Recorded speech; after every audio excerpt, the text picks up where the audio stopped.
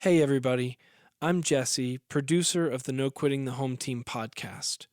I wanted to give a quick disclaimer in that while we hope anyone who listens would gain wisdom and insight from Dave and Renee's conversations, this is still a podcast intended for married couples, and to that end there will occasionally be dialogue around sexual intimacy and other related topics. So, for those of you who may be single and particularly sensitive to this subject matter, or those who may be listening at home or in the car with their kids around, we wanted to give you a heads up in advance so that you might continue listening at your own discretion.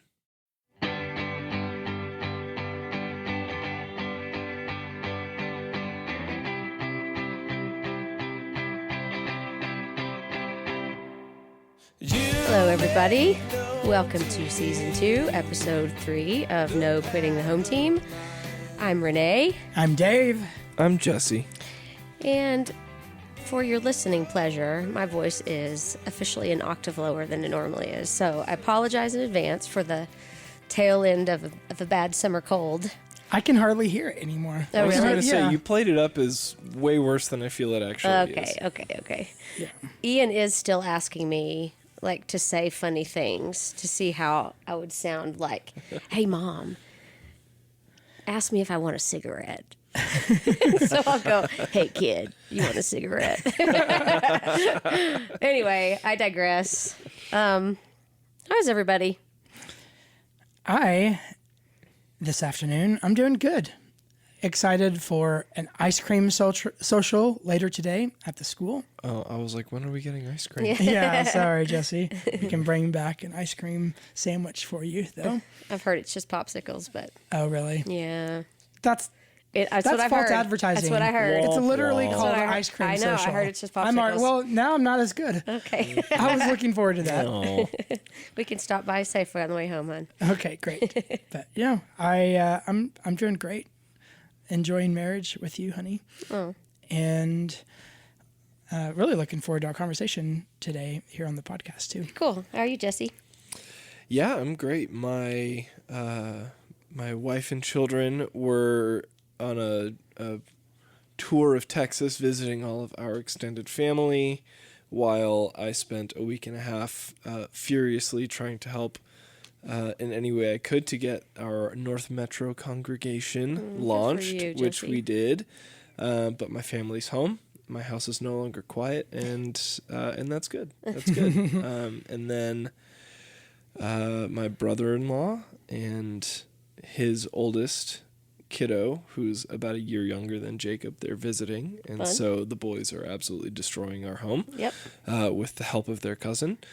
And I got to go see two of my favorite live acts play music last night with some of my closest friends. So all in all, it's been an outstanding week. That's great. Pretty good. Hey, and your band is famous now.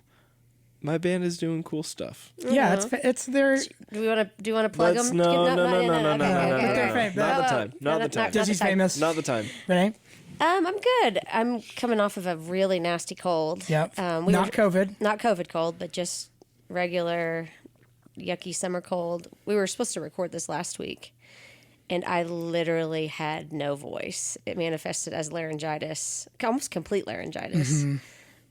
So You're hilarious. Can I just say this? Because Renee doesn't get sick often. I don't. So and you've never had that voice issue before. No.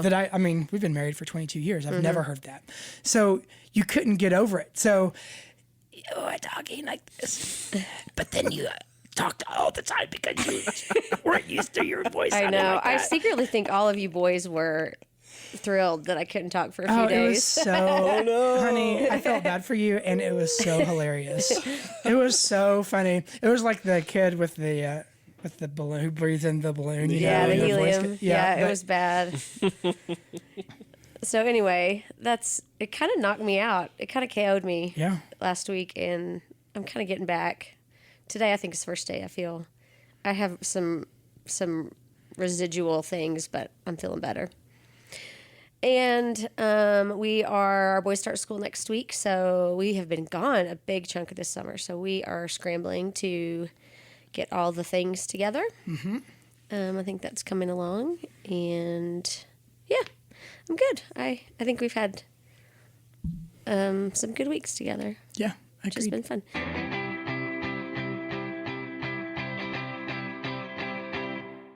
So if you listen to the episode before this one, we reviewed a book called The Great Sex Rescue by Sheila, Wray, Gregoire, Rebecca Gregoire Lindenbach, and Joanne Sawatsky. I did it. Nailed it.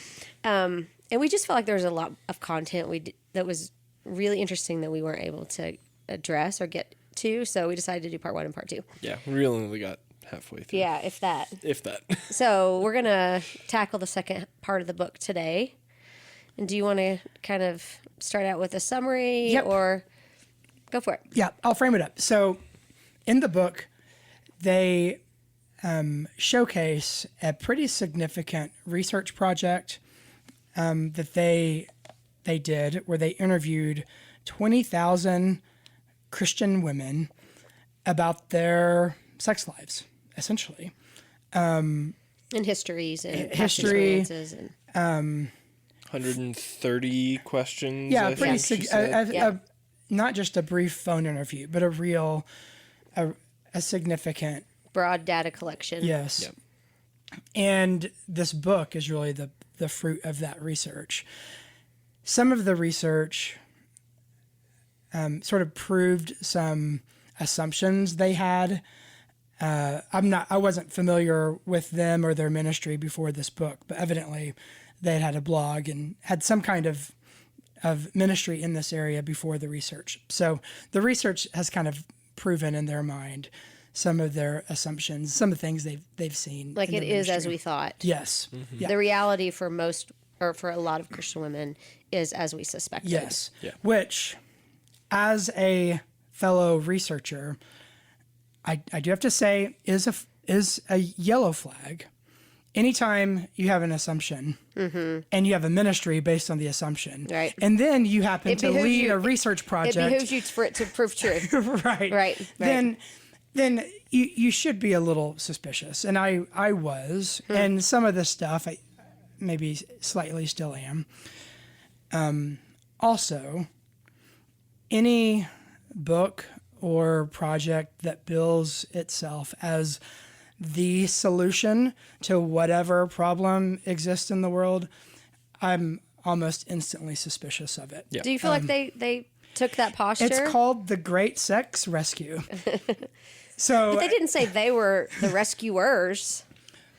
well, I think that's kind of what Implied. The mission. It's a little bit. So I'm just saying those were things in my mind working against them as I got into the book. Yeah. That kind of sort of put up a little bit more, I don't know about this.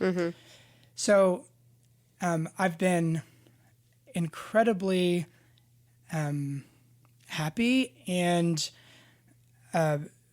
really pleased to be, I feel like, mostly wrong in terms of my suspicion about them and their perspective as I've read and finished the book. I think they've provided an incredible resource to the church, not just to Christian married women, but to the church generally about God's intent, purpose for sex within marriage, and how it's actually fleshed out in the context of the church. I think they've provided a great resource for us. In so doing, they've also flagged problematic resources that have been Widely accepted within evangelicalism yes and Promoted. the church. Yeah. As some of them as that silver bullet, like, hey, this is the book. This is the way to do it. yes. Yep. Some of those I've leaned on. One in particular I've leaned on over the years, and hearing their diagnosis of it and how it leads people astray personally felt like I have been negatively influenced by at least one of these books. Do you mind saying which one? No, it was Every Man's Battle. Every Man's Battle. Yep. Yep. Yep. Which they go after. Lambasted. Eviscerate. Yes. Eviscerate. Yes. And now, let me also say that they research Christian women. They haven't done the same research on Christian men and their experience of sex and lust within the church. Which I think that they plan to. Yes. That's sort of statistics project next for them. Right. And I'm curious how what the fruit of that research, how that will play out with a lot of the assumptions with books like Every Man's Battle. But here's the thing that I so appreciate and feel a debt of gratitude to them is they want to shift our mindset within the church that men aren't sort of uncontrolled sex-hungry monsters. Yeah. That should not be the default assumption of men, of married men within the church, that they have these sort of baseline sex needs. And if, wife, you don't meet those needs, whatever sexual dysfunction or sin that...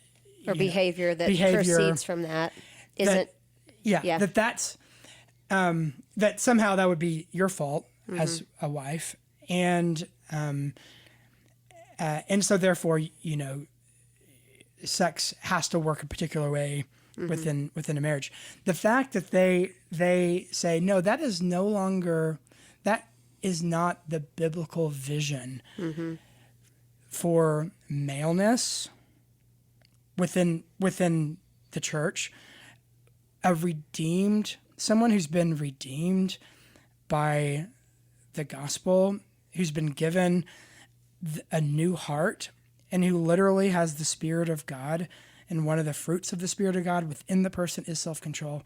Our assumption of that person should be that they are growing in self-control and virtue, and learning how to control their bodily sexual urges should be a thing that we should assume and have default in how we think of our sons, fathers, brothers, and they give a high sort of vision for, I think, of masculinity and self-control. Yeah, I so appreciate that. Yep, and that's in contrast to framing up the discussion of sex within the church, which is that men, husbands. There's this overwhelming urge within you that if you don't have sex within marriage, if you don't have sex all the time, or if you're not consistently on guard against all measure of temptation, you're going to give in to this animalistic desire that's always within you. If that's the assumption, you're going to play into that assumption. They mentioned the pink elephant exercise where it's like, don't think about pink elephants. Right. Yeah. Right. And what do you immediately do? Right. You visualize pink elephant, yeah. right? So it's like if you're consistently on guard that every time you see a woman, you are ingrained to think that you will immediately lust after her, that shifts your perspective, and as they say in the book, is actually incredibly dehumanizing to the woman. To the woman, Yeah. exactly. Yeah. It turns her and her body into a bad, evil thing. Yeah. Right. Rather than putting the onus of responsibility on each Christian man to be a person of integrity and to manifest self-control and to do what the thing that is biblical and outlined in Scripture is to think of women as your older mother and as your sister and as with purity, and not to simply be afraid. Now, of course, there is temptation. Of course, there can be lust that can be fostered, and so not everything that's in Every Man's Battle is wrong. I don't think. I've benefited from it. However, I think their overall message that we needed to have a mindset shift for what we expect of our men. To me, I think that message is came through loud and clear, and it's a welcome message. Yeah, I think we realized too, Dave and I talked about this, that we must have missed, because they spoke of things as if it was very well known within the evangelical community, and we were like, we've never heard that. Like the 72-hour thing. We had never heard that. Okay, give our people the summary of the 72-hour rule. So evidently, This was news to me. yeah, very common in evangelical Christian marriage books was this idea that men need to essentially ejaculate, have sex every 72 hours. And that is the rhythm that prevents all of these nefarious behaviors. And they kept referring to it like it was a well-known fact. And we just had never heard of that. Yeah, it was totally news to me. Yeah. So it was interesting because I do think we never loved marriage conferences, and I'm not sure why. We never really got into... We never went to them. We didn't.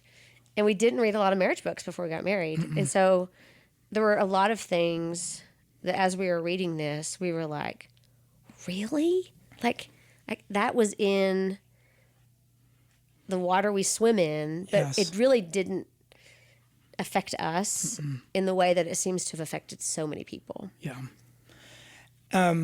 One of the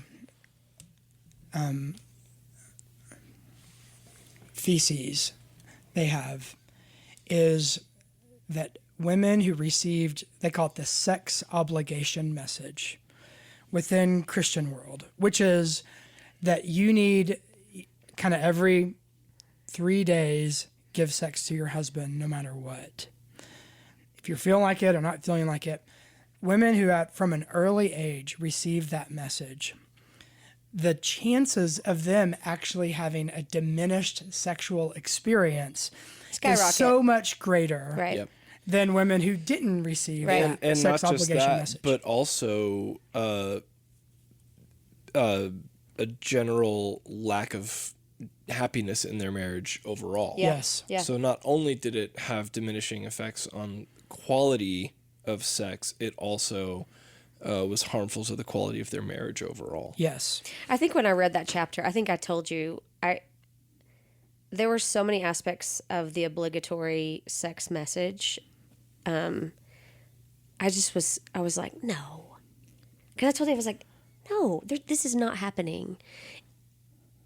In regards to how widespread is physical manipulation so that a wife will have sex with her husband, force.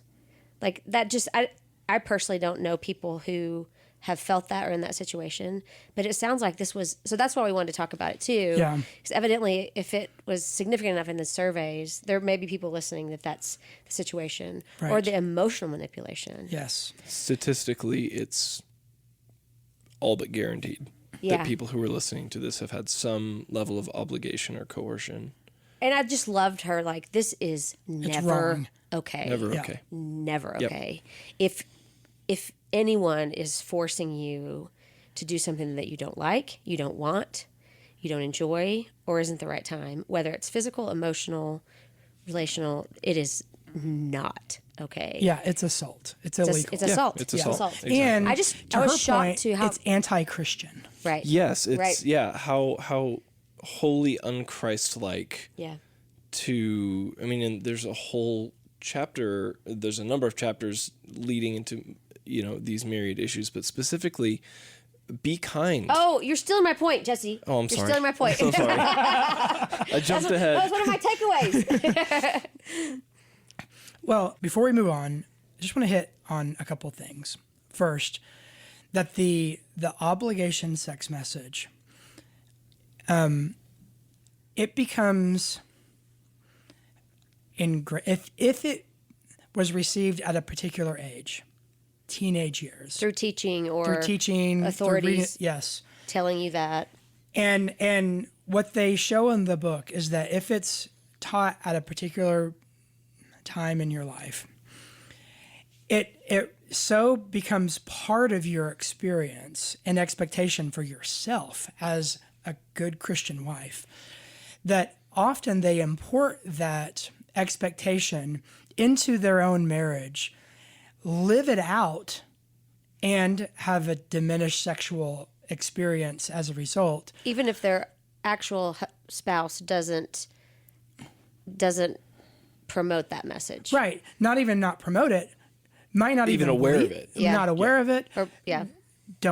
Wouldn't believe it. And she gives example after example of when a wife finally says, confesses, like, I feel like I have to do this all the time for you, and here's why, and I have this sort of message. And husbands, more times than not, are appalled to hear that. I would never want you to do this if you don't feel present in it, or if you feel like you have to do it, or if you feel forced in it. Like the vast majority of husbands would be appalled by that. Yeah.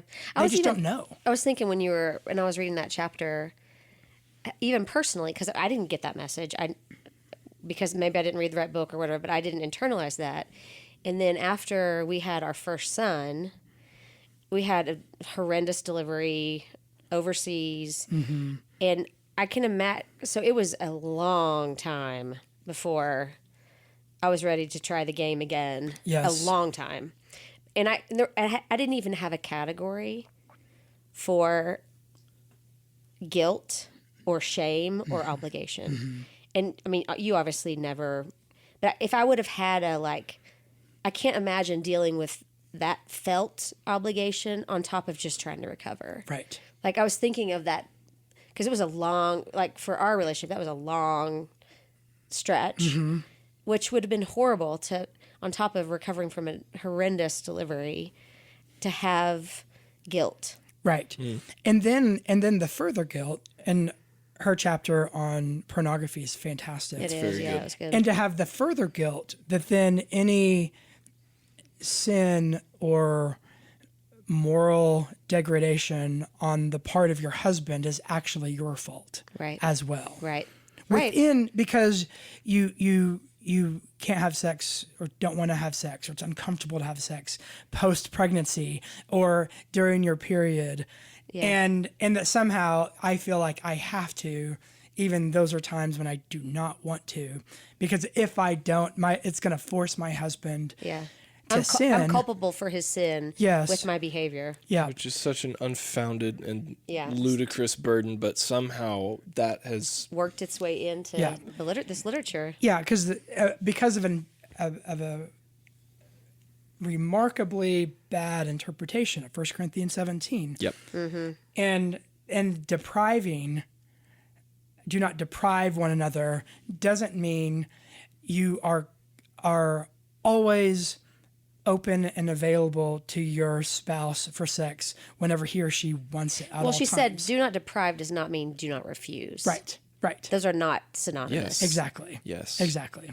And this is where books like sheet music fell under such heavy scrutiny in this study, is because that appeared to be the bigger takeaway, was your husband's need trumps your desire. Yes. Or your feelings. And that's obviously unbiblical. Yeah. So the message, why not here, why not now, becomes, we're going to do it here, we're going to do it now, and sort of your own, that's a big message in sheet music.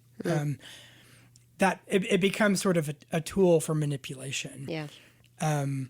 Now, something they highlight, which I think is important to highlight in fairness to these other books that they criticize heavily, is that almost all of these books, in those books, they nowhere have a consideration that these may be going into marriages that have abusive dynamics. Mm-hmm.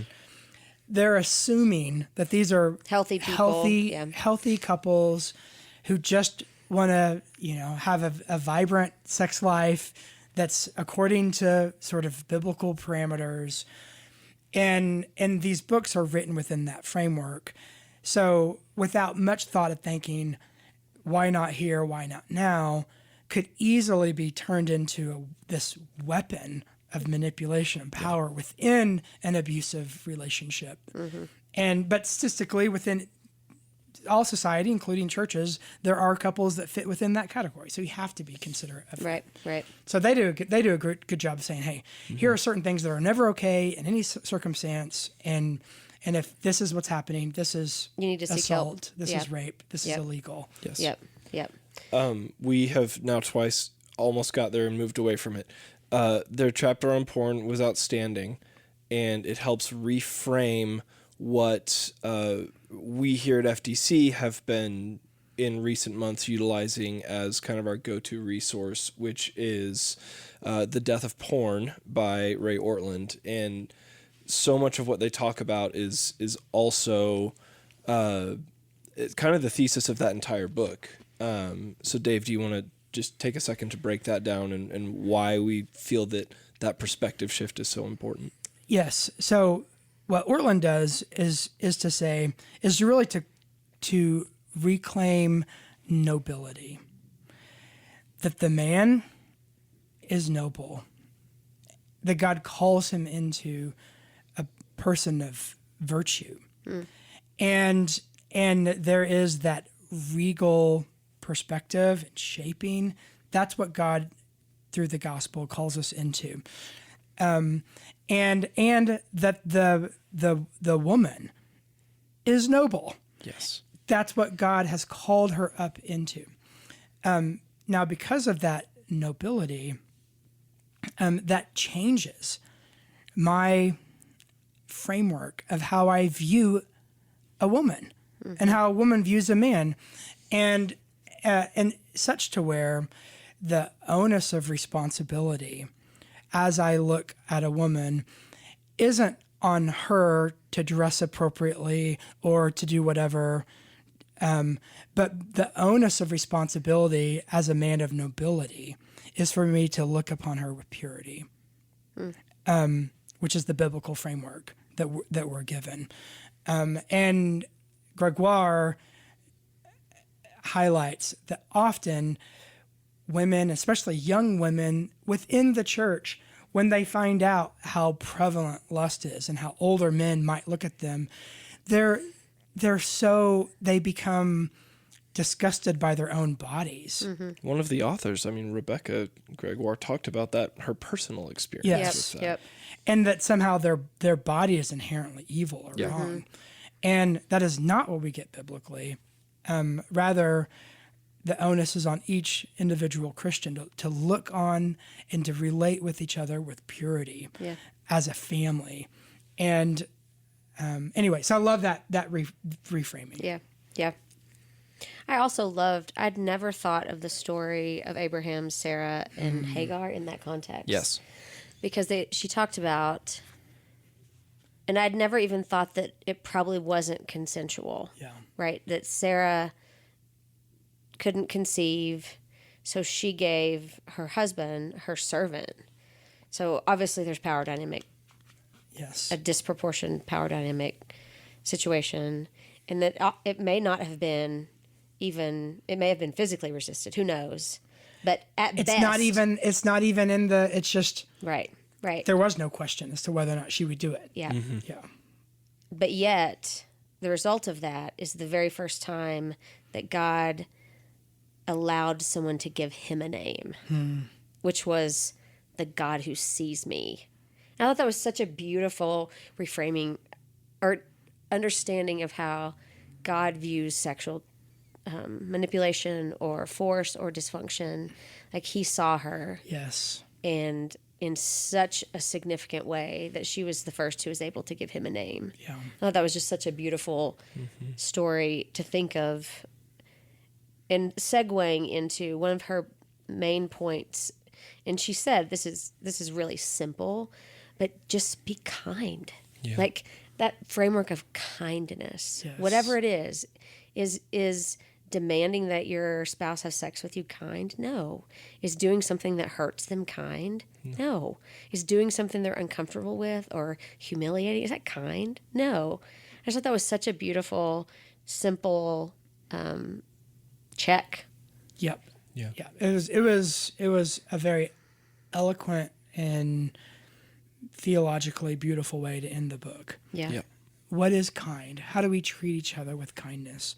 within the marriage bond and with sex in mind, what does it look like to be kind to each other? Mm-hmm. They do talk about selfishness. They do talk about, it's not like there isn't a category for them where someone would withhold sexual affection because you're For manipulation or for manipulation to or get just selfishness or just laziness Yeah. General That uncaring. is Yeah. a thing that happens. So they don't diminish or downplay that as a category. And they call it out. But what does it look like to be truly kind to each other, and not just our generosity with each other, but also understanding how it is we actually experience sex and making it a kind and enjoyable experience for each other, Yeah. and have it not just be one way. Yeah, yeah. Which is part of their premise at the very beginning of the book, is like, how do we close this 40+% orgasm gap Yep. between men and women, and that speaks directly to that as well. So, Yes. Yeah, and she's really descriptive Yes. with yes. physical realities for women. And so if that's something that would be helpful, just pain and so many experiences women have that decrease her pleasure, she goes into that in quite a bit of depth that I think could be really helpful. Definitely. Very candid, very frank. Yeah, that especially for someone who feels like they need more tactical advice. Yeah. Yeah. There's ignorance there. I don't know how. Wouldn't you say if you find yourself in that situation, the husband should read this book?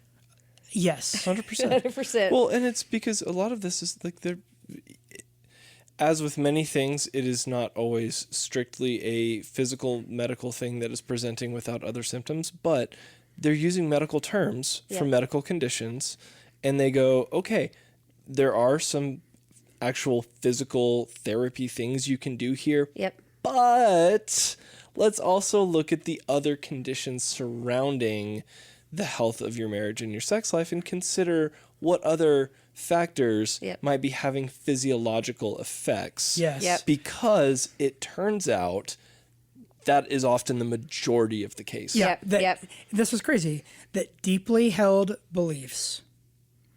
Directly correlate with women's pleasure. Yes. Yep. And rates of pain in sex. Yep. So if you believe certain things about sex that have nothing to do with your spouse, but if you just believe them to be true, that belief will correspond with higher rates of pain, of physical pain while having intercourse. Yeah. So the psychological, emotional, intellectual world creates an environment that then either is conducive to physical realities in sex that can be positive or negative. Yeah. Yeah.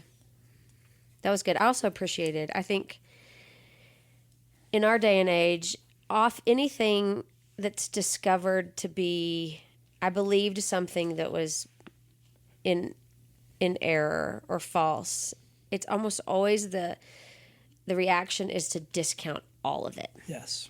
Yeah. So I discovered that something I was taught is wrong, therefore everything associated with that is tainted, and I go the complete polar opposite direction and almost wholeheartedly embrace the opposite perspective. Mm-hmm. I feel like they did a great job of not doing that, and the parts of things they could affirm, they affirmed. They did not throw the baby out with the bathwater. I felt like their critiques were very discerning and not hyperbolic. Yeah. Which this is a difficult line to tread culturally right now. Totally. Because this Could have been easy to deconstruct. Totally. Super yeah, easy to fix. and again, like this is not to say that those aren't helpful exercises, because they can be, but if you are completely unwilling to accept and sift what is true from, or what is helpful from what is unhelpful or what is untrue, then that's actually just that's just laziness. Yeah. And But don't you think we live in the age where that's what people do? People just because it's I like, think this was good and I believed this and I found this not to be true, and then like I have to shun the whole thing now. Yeah, and again, I think that's intellectually lazy, and I think it stems from having increasingly siloed perspectives and wanting confirmation bias, because we don't necessarily want to be told that, even though most of this is not particularly useful, these two things that would actually be incredibly useful, if I don't believe 90% of it, I don't even have to consider or work through that 10% that would actually be incredibly helpful but convicting, right? And so I think there's some intellectual laziness or unwillingness, and I think that there is again, culturally, we're in a place where it is much easier to just have what we want to hear affirmed and not deal with harder truths or harder questions that might demand something more of us. And I think they did a good job of that. I agree. So let's each give it an overall rank and maybe a blurb of read this if who would you think would be someone that it might be helpful to read this? Okay. First of all, 1 through 10. 1 through 10. I was going to say 1 through 10. How are we? 1 through What's our 10. rating Yeah, system? I 1 through 10, I give it an 8. Okay. So, which is that's a good ranking in my mind. And Who should read this? I think any married couple who want to have a growing and progressively more enjoyable sex life should read this. Or if you feel like there are issues with your sex life right now in your marriage, then you should read it. So in particular, I think anyone in that category would enjoy this book. Now, broadly speaking, I think any Christian who wants to have a Christian perspective, a sort of a sex positive Christian perspective of sexuality, then this is the book for you. That was longer than a blurb. Sorry. It's okay. I give it a 9 because I'm a people pleaser. I have to exaggerate the number a bit. I think any woman who has shame, guilt, shoulds around what sex should look like in a Christian marriage, any woman should read this. Or if you have weird feelings or just inner conflicts with things regarding your sex life, I think they should read it. Yeah. And I think every single husband should read it on the face of the planet. Great. Yeah, you're looking right at me. I just read it. I just read it, but I did read it. I'd give it probably 8.5. And I think it's incredibly helpful for reframing a biblical sexual context, and for many of the reasons you guys already gave, it points to and hopefully you read it and it affirms good habits that already exist. And no matter how great your sex life is, it will likely reveal areas of growth as well. Yeah, for sure. And for that reason, again, regardless of where you would rank your own personal sex life at any given moment, I would say that there is much to be gleaned for everyone. And I think it in that can be encouraging and edifying for people who are in a good, healthy place. And I think it could be redemptive for people who don't feel like they have a lot of hope in that because of whichever the myriad issues they lay out in the book. There is a reason. It gives you clear evidence for why. Like, why are you frustrated? Why does this feel more difficult than it should? And so I think it's an outstanding resource for working through that. And I agree. Every husband. Yep. Probably, I mean, thank us. Husbands, you'll thank us for it. Genuinely, I think it's a thing that you may even recommend people read individually and then read it again together. Yeah. I was texting. I have a group of girlfriends that live all across the country. We met in England. I was texting them about it. And one of my friends says, it's the book I give to it's my marriage gift to every newly married couple now. Yeah. And I thought that's a great idea. I also think that if you are in any type of ministry, leadership, or authority position, and this is something that would come under your purview, absolutely. Yep. Read Check it out. Yeah. All right, great. Do you want to preview next week? What book we're going to talk about next week? Yeah. Just a quick little taste. In case you want to do some pre-reading. Now, remember, this season we are reviewing Christian and non-Christian books.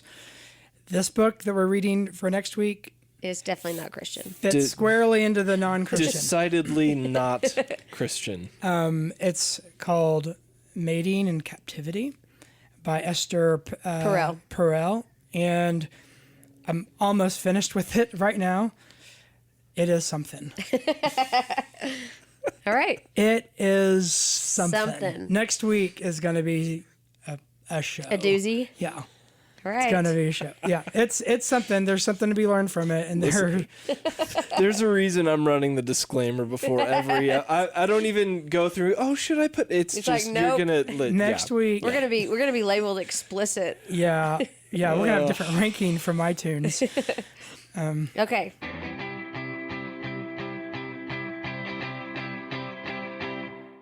All right.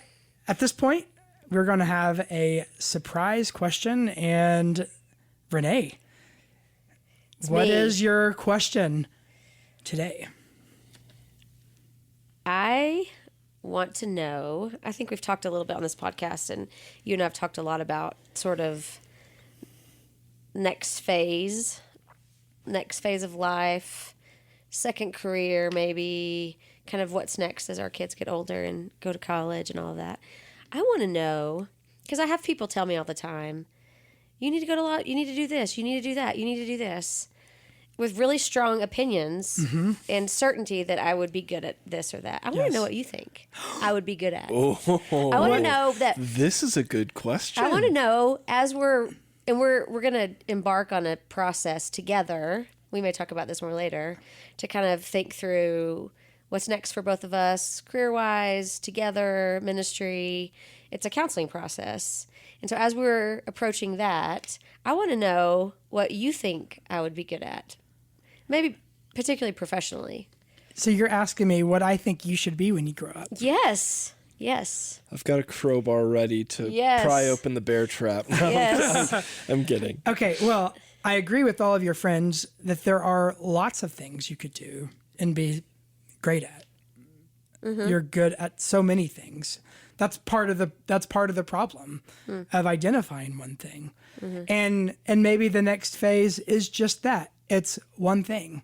And then there may be something after that. So, okay, what should you do when we're kind of at that next stage? Empty nesters. Yeah, because I told someone yesterday I need to have something that requires lots of energy. Yes. So I can let my boys go without unnecessarily holding them too close. Yeah. And for me to do that, I have to have something that really occupies me, physically, mentally. And so we've considered all kinds of things. And people tell me all the time what they think I should do. I just want to hear, what do you think I should do? What do you think I'd be good at? Of course, my immediate answer is, honey, whatever you think. I know. That's not an answer. That's not helpful. You are a great mentor. I think whatever it is that you do, you need to be investing in other people. I don't see you being terribly happy doing something out on your own apart from engaging or investing in other people. Now, that's pretty generic. So I think you could help people professionally. I mean, you've been a successful professional for 20 years, so you could help them with that. You can help people relationally. You can help people spiritually. But I think whatever it is that you do,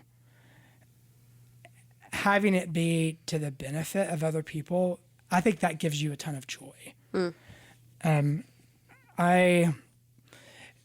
While you do have a strong independent streak, that independent streak has always been to benefit other people. It's never been apart from relatedness. So I think you are a talented writer. I think you would love it. I think if you were to decide, hey, I'm going to give myself over to being an author, I feel like that would be isolating for you. Very lonely. Very lonely. Maybe that's, something that God has for you, but I would see that as potential, as there's potholes to avoid in that pathway. Even though that the talent is there. I get your sentiment. I feel like that you answered it 50%. It's a good preamble. It's a good preamble. What? Just one thing, just off the top. What I think you should try this next. Very specific. I think you should try this next. Okay, I have something very specific. Okay. I think you should be a podcast host. Unbelievable. Oh, what a cop out. Boo. Okay. Anyone who has thoughts and suggestions, send them to. Well, here, can I tell you why I have a hard time answering this?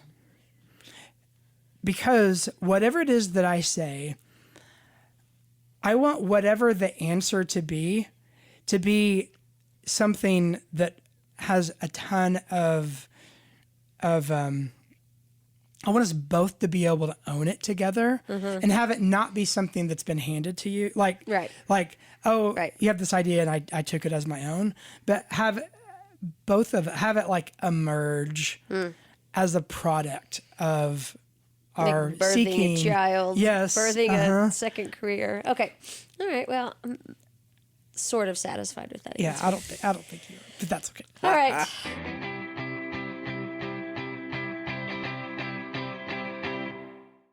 Next. How can I make your day better? Oh my gosh. Honey, how can I make your day better? Okay. We have this ice cream social in which there's not going to be ice cream. Popsicles. Popsicle social doesn't have the same ring to it. Yes. I would like to know that tonight, when we get home from this thing, that you and I can split a bottle of wine together and we can just shut out the world for this evening. I can do that. Okay. I can do Really? Okay. We don't have to do no work and no... Everything's broken in our house right now. Yeah. And so...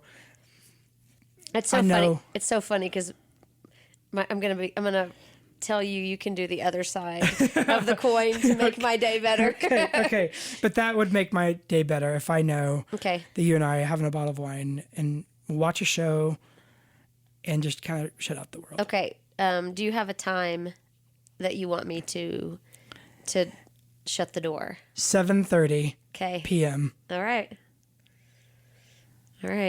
Okay. So what about you? It literally is what you said you didn't want to do. I feel like the last week, so, we have everything in our house is broken, whatever. If anyone is a handyman and they have some extra time, please call us. We have an endless list of projects for someone who'd like to help in that way. I digress. Last week, you have the things that have to get done every day. You have to make food and you have to have clean clothes. And then there are things that they're important, but they're not urgent. So we live in the city. We will get mice in our house if we don't keep a bait box in the alley and in our driveway. And we had just been out of the bait for a long time. Oh, and we lost the little device, this little crazy key that opens the box. So we hadn't had bait in the bait box for a while. So we were seeing lots of mice in our backyard. And the fact that it wasn't urgent, but it was important that you did a few things that fall into that category. Yes. That's really helpful. Even sometimes more helpful than the the urgent ones that have to be done every day. So if maybe this weekend after tonight, not tonight, but this weekend, you could maybe tackle a couple of the important but not urgent things Done. around the house. Done. Okay. Oh, yay. I like this question. Me too.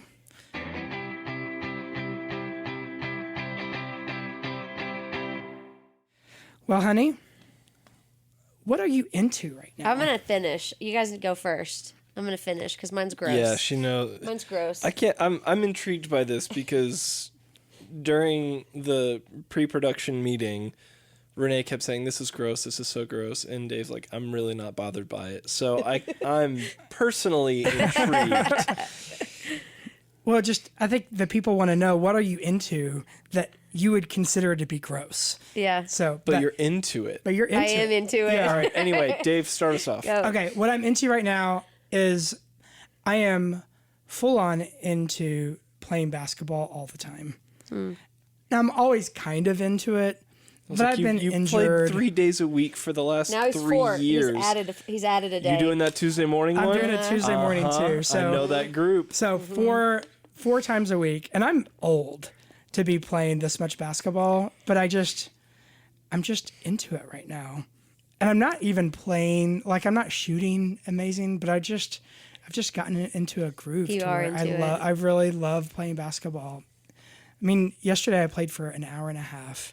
And the day before that I played for about an hour, and the day before that, hour and a half. But anyway, my back isn't functioning well today. But so I gave today off, but then I'm gonna play tomorrow morning. All right. Basketball. What about you, Jesse? What are you into? I'm going to continue just making media recommendations because those are the waters in which I swim most days.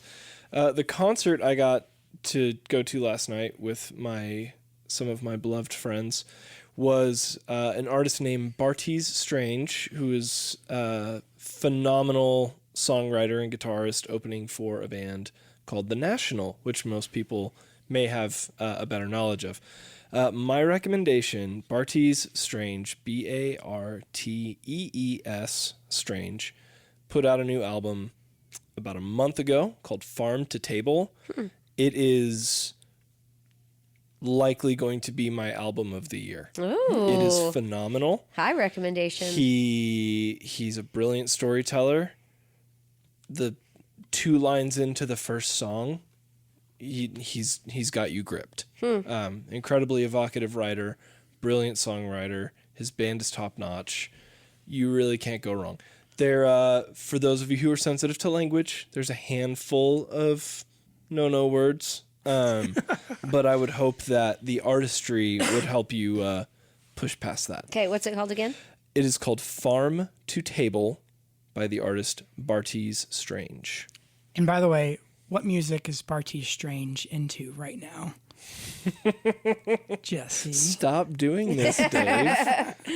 There may have been a fun little interaction between Bartees and my personal band on Twitter, but social media is fleeting and not noteworthy. All right, Renee. Okay, I'm going to give a little preface to what I'm into that's gross. We all know that I hate to be hot, and it's been so blistering hot, right? What do you do if you're somewhere and it's hot? And let's say you have a fan. What do? You fan your what? Your face. Yes, you fan your face.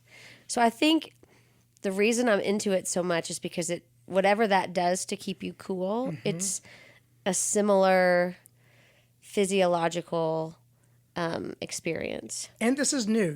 This is new. This is new. It is a weird sudden habit. It is a weird sudden habit. And I think there's a proprioceptive component to it as well. But I love chomping ice right now. Like eating ice. Like, I don't think that's weird. Why is that it's so weird? Gross. Beckett can't be in the same room with me because he thinks because it's so loud. It is pretty loud. It's loud. and I'll eat we'll go somewhere and I'll get ice, like Sonic or Chick-fil-A. You always get extra ice now. I get extra ice now. But even our ice maker's been broken. Cue the list of things that are broken in our house for years now. And so we have ice trays. And they're big. And I will chomp a lot. I'm so, aren't I? I'm so Yeah. into this right now. You are real. It's shocking. It is and I don't. Do you think it's a heat thing? Do you think it's a heat? I don't know. But it came out of the blue. Hot. It came out of the blue. You've disliked the heat for a long time. I know. But suddenly, I know. you just have really zeroed in on ice as being the solution. I know. And I think there's something like people chew gum, and there's something like with the proprioceptive input in your jaw that it's like orienting. Yep. And I wonder if what's ice, fascinating, you don't just like there's obviously good ice. There's good No, chomping I'll do ice. any ice. But it's any ice for Any you. and all I ice. know. Brain ice. We have brain ice. We have have ball ice. Discriminatory. I know. It's the strangest thing. I know. Maybe this is a strange symptom of like premenopause. Maybe you're just trying to regulate your bodily. Maybe like to combat temperature. hot flashes or Yeah. something. But I'm really into it. I know. I know you guys every few years tackle something in your kitchen. We buy a new refrigerator every 3 years.